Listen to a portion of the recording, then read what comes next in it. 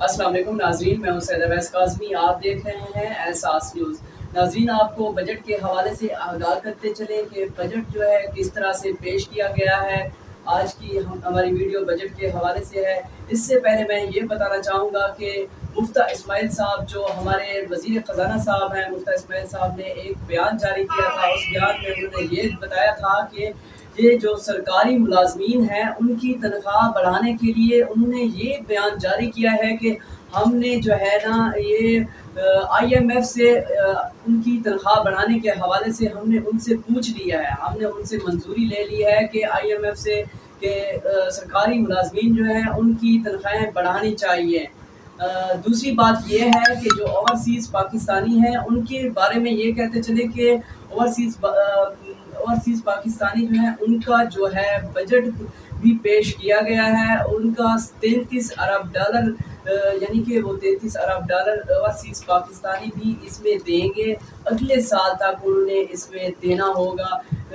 میں یہ کہنا چاہوں گا کہ اس حکومت کو شرم آنی چاہیے کہ یہ وہی اوورسیز پاکستانی ہیں جن کا حق جو ہے انہوں نے غصب کر لیا ہے، جن کا حق انہوں نے کھا لیا ہے، ان کا حق مار لیا ہے۔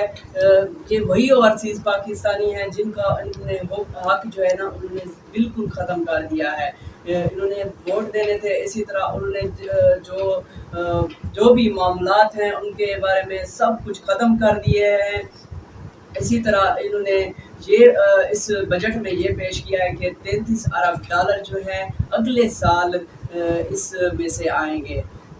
اب یہ دیکھیں کہ ہمارا دفاعی بجٹ جو ہے 1523 ارب ہے، اسی طرح ہمارا ترقیاتی بجٹ جو ہے وہ 800 ارب ہے۔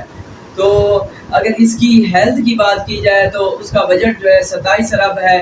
اب یہ دیکھیں کہ ہمارے منسٹر صاحب کو ہمارے سرکاری ملازمین کی تنخواہیں بڑھانے کے لیے آئی ایم ایف سے منظوری لینی پڑتی ہے کہ ان سے یہ پوچھنا پڑتا ہے کہ کیا آیا کہ ہم اپنے ملازمین کی تنخواہیں بڑھائیں یا نہ بڑھائیں، ان کو سے یہ پوچھنا پڑتا ہے۔ اب یہ بات دیکھیں کہ ہمارا یہ دفاع اتنا ہے کہ دفاع کے لیے ہم نے 1500 ارب روپے رکھے ہیں، تو ہمیں ایک خود مختار ہونا چاہیے، اس کے لیے تو ہمیں خود مختار ہونا چاہیے۔ آپ یہ کیوں کر رہے ہیں؟ مجھے یہ تو بتائیں کہ آپ اس سے دفاع کے لیے آپ اتنا کچھ کر رہے ہیں، اتنا رقم رکھ رہے ہیں، اس سے بھی دفاع کے لیے 1500 رکھا گیا ہے، اور اسی طرح جو ہمارا ترقیاتی کام ہے، ترقیاتی منصوبہ ہے، ان کے لیے آپ نے 800 ارب روپے رکھے ہیں۔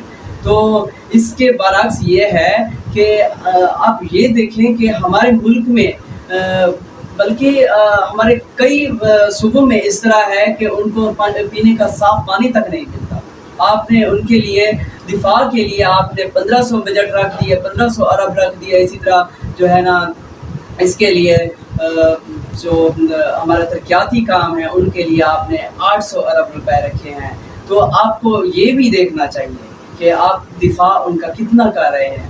آپ کو کسی کا غلام نہیں ہونا چاہیے، جس طرح آپ آئی ایم ایف کے ان کی غلامی کر رہے ہیں، ان کے لیے آپ کو پوچھنا پڑتا ہے کہ ہم ہمارے جو سرکاری افسران ہیں ان کی ہم تنخواہیں بڑھائیں یا نہ بڑھائیں۔ اسی طرح ایک اور چیز جو ہے وہ رشیا کا تیل ہے۔ یہ حکومت جب سے یہ حکومت آئی ہے یہ کہہ رہی ہے کہ رشیا سے ہمیں سستا پیٹرول نہیں مل رہا ہے، یہ تب سے ہی کہی جا رہی ہے کہ رشیا سے ہمیں یہ تیل نہیں مل رہا ہے۔ تو میں آپ کو یہ بتاتا چلوں کہ کچھ دن پہلے ہی کراچی میں رشیا کے جنرل کونسل نے پریس کانفرنس کی تھی، اس میں یہ بتایا تھا کہ ہم آپ کو سستا پیٹرول دینے کے لیے تیار ہیں، لیکن یہ کیا ہے کہ یہ اس سے ابھی تک یہ پیٹرول ان سے نہیں لے رہے ہیں۔ کیوں نہیں لے رہے ہیں؟ اسی طرح یہی بات تو عمران خان صاحب نے کی تھی۔ عمران خان صاحب کا جو دورہ رشیا تھا وہ یہی تھا کہ انہوں نے تیل لینا تھا۔ یہ بات دوسری یہ ہے کہ یہ ڈرتے ہیں، یہ بات مطلب کہ یہ سوچتے ہیں کہ اگر ہم نے رشیا سے لیا تو امریکہ جو ہے ہمارا ناراض ہو جائے گا، اس سے کوئی اور بھی ناراض ہو جائے گا۔ اسی طرح مہنگائی نے بڑھنا ہے، مہنگائی نے کم نہیں ہونا۔ انفلیشن جو ہے انہوں نے انفلیشن کا جو بجٹ رکھا ہے 11 رکھا ہے وہ بھی بڑھنا ہے اس سے۔ پیٹرول آپ کو پتہ ہے وہ پہلے سے ہی مہنگا ہے۔ पेट्रोल की कीमत पहले से ही ज़्यादा है, बढ़ती जा रही है इसी तरह। तो जो गरीब है उनका कुछ नहीं हो सकता। इन्होंने इस 22 करोड़ आवाम के बारे में कभी नहीं सोचा है, ये नहीं सोचा, ये सोच के ही इन्होंने नहीं किया।